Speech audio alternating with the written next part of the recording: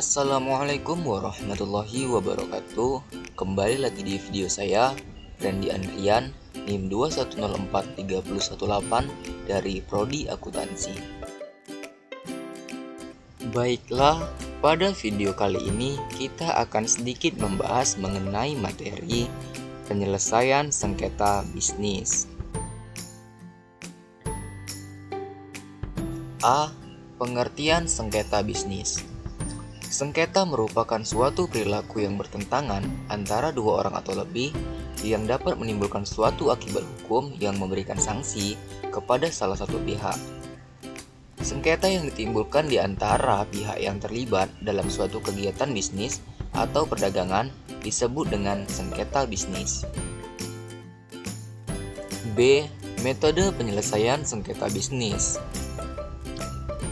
Penyelesaian sengketa bisnis merupakan tata cara tentang bagaimana para pelaku bisnis dapat menyelesaikan masalah sengketa yang terjadi di antara para pelaku bisnis yang terkait.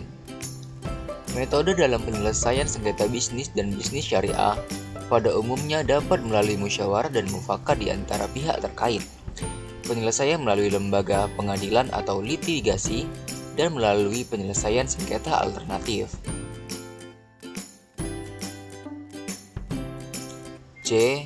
Lembaga penyelesaian sengketa bisnis dan bisnis syariah. 1. Penyelesaian sengketa melalui pengadilan atau litigasi. Penyelesaian sengketa melalui forum pengadilan pada umumnya diselesaikan berdasarkan hukum acara yang sudah ditentukan. Penyelesaian sengketa bisnis dan bisnis syariah pada umumnya bertujuan untuk mendapatkan kemenangan sepihak secara mutlak. Pengadilan ini meliputi pengadilan umum, pengadilan agama, dan pengadilan niaga. A. Pengadilan umum. Pengadilan umum merupakan salah satu lembaga pelaksana kehakiman di Indonesia. Menurut pasal 50 Undang-Undang Nomor 2 Tahun 1986, dinyatakan bahwa pengadilan negeri bertugas dan berwenang untuk memeriksa, mengadili, memutuskan, dan menyelesaikan perkara pidana serta perdata di tingkat pertama. B. Pengadilan agama.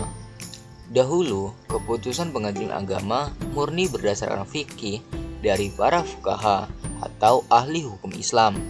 Sekarang keadaan sudah berubah.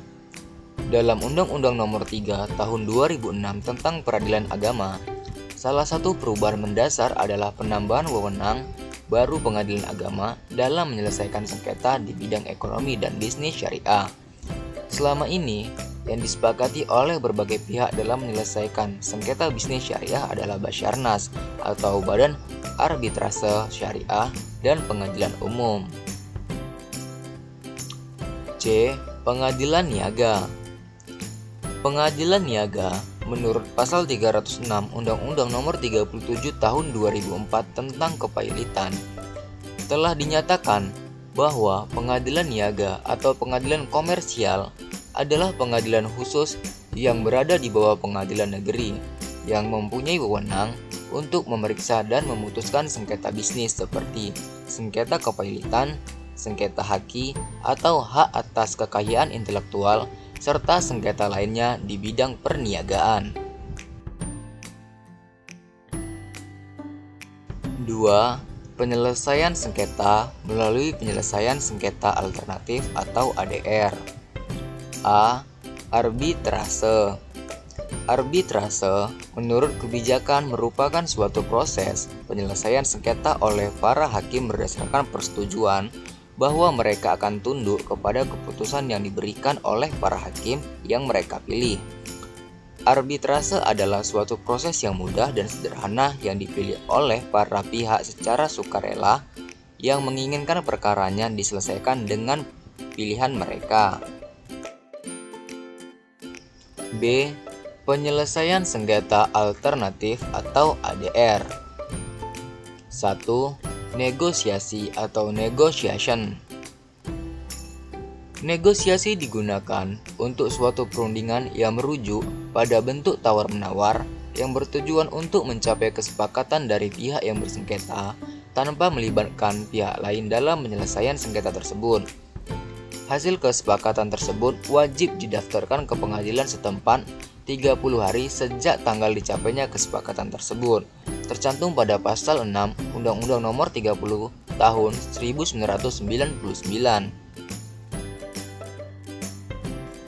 2. Mediasi atau mediation. Mediasi merupakan metode penyelesaian yang dilakukan dengan sukarela tanpa paksaan, yang bertujuan untuk dijadikan sebagai mediasi atau tempat dalam mendapatkan jalan tengah pada sebuah sengketa. Mediasi adalah proses penyelesaian masalah dengan bantuan orang luar yang tidak memihak untuk membantu pihak yang bersengketa dalam memperoleh kesepakatan kontrak. 3. Konsiliasi. Konsiliasi merupakan suatu proses penyelesaian sengketa di antara pihak yang terlibat dengan melibatkan pihak ketiga yang netral dan tidak memihak. Biasanya konsiliasi mengacu pada suatu proses yang mana pihak ketiga bertindak sebagai pihak yang mengirimkan suatu penawaran dalam penyelesaian sengketa antara pihak terkait, tetapi perannya lebih sedikit dalam proses konsiliasi dibandingkan sebagai mediator.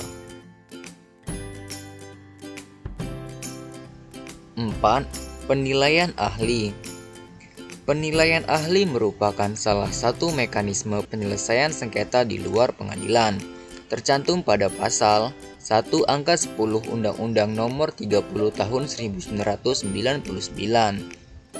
Penilaian ahli adalah suatu proses yang menghasilkan pendapat objektif, independen, dan tidak memihak atas fakta atau isu yang menjadi sengketa, di mana pendapat para ahli bersifat final dan mengikuti sesuai dengan persetujuan para pihak.